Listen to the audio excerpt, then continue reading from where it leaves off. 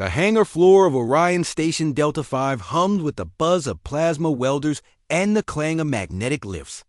The scent of hydraulic oil and ozone mixed in the recycled air as humans and aliens worked side by side, though it was always the humans who got the dirty jobs. At the far end of Bay 12, Chief Mechanic Grant Weller squatted beside the belly of a hulking Zerek-class freighter. The ship belonged to a species called the Vexorians, known for their towering height, spider-like limbs, and general disdain for humans. Hydraulic shot, stabilizer blown, and this tire, Grant muttered, squinting up at the multi-ton wheel he just magnet lifted. Looks like it was chewed on by a black hole.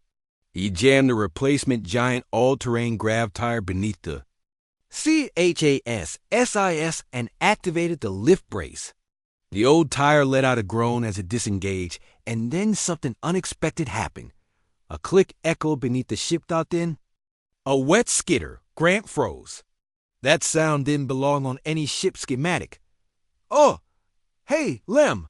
he shouted over his shoulder to the two-armed alien assistant monitoring diagnostics. "You reading movement on this hull?" "No life forms detected," Lem replied in his usual bored tone. "Could be vermin. Zerek ships have poor quarantine protocols. Vermin. HUE.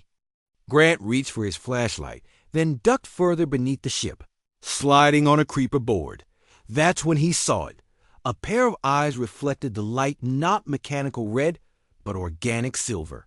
They blinked. Then something crawled out of the hollow wheel housing. Grant jerked back with a curse, hitting his head on the undercarriage. The thing unfolded spindly legs, chitinous plates, and a fluid movement that reminded him of predatory cats. Or worse, Earth's deep-sea nightmares. It stood nearly 5 feet tall, its limbs ending in sickle-shaped claws.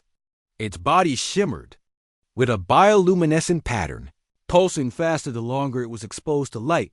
It wasn't just hiding. It had been hibernating. The hangar went dead silent. The creature let out a screech high-pitched, ululating alien. Every tool in the vicinity shook. Lem dropped his datapad. Hostile biosign detected, deploying suppression field. But it was too late. The creature launched itself toward the nearest group of workers, 3 humans and 1 Avari engineer. And then the real surprise came. As the humans ducked for cover, the alien lunged but froze midair, as if hitting an invisible wall. A shimmer barely perceptible rippled across the hangar. Grant rolled from under the ship and saw Corporal Lena Jax, stationed by the airlock, holding a silver cube high above her head. It was glowing blue now. "Containment override initiated," she barked. Station AI locked down Hangar 12. Massive steel doors slammed shut. "Where the hell did that thing come from?"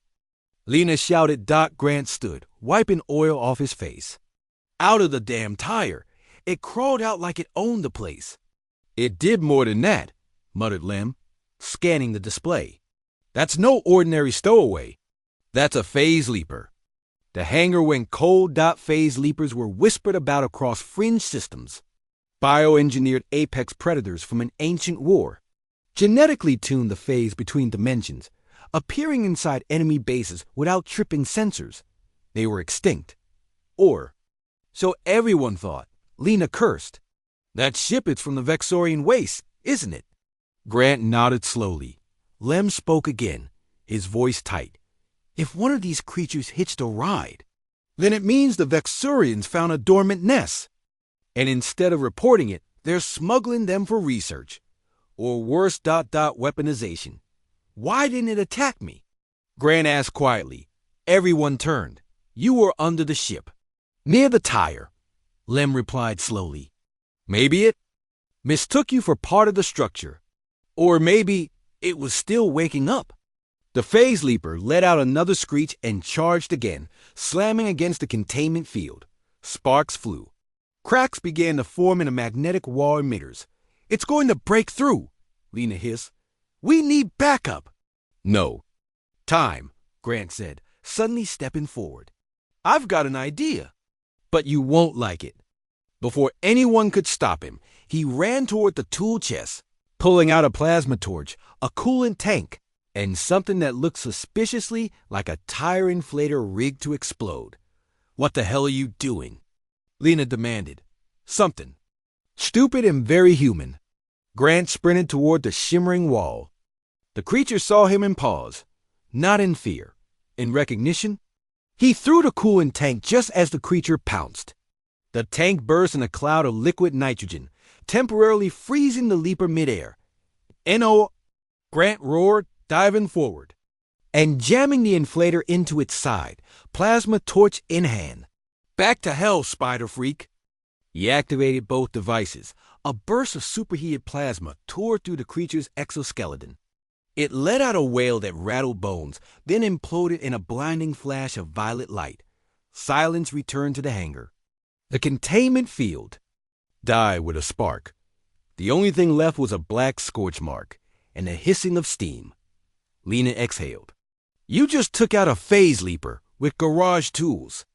Grant grinned. "You ever try pulling a Vraxian slug out of a grav engine with a spoon and duct tape? We adapt."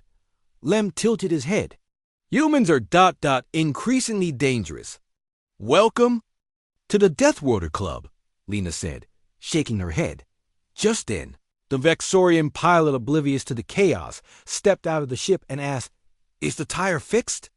Grant looked at him, then punched him in the face.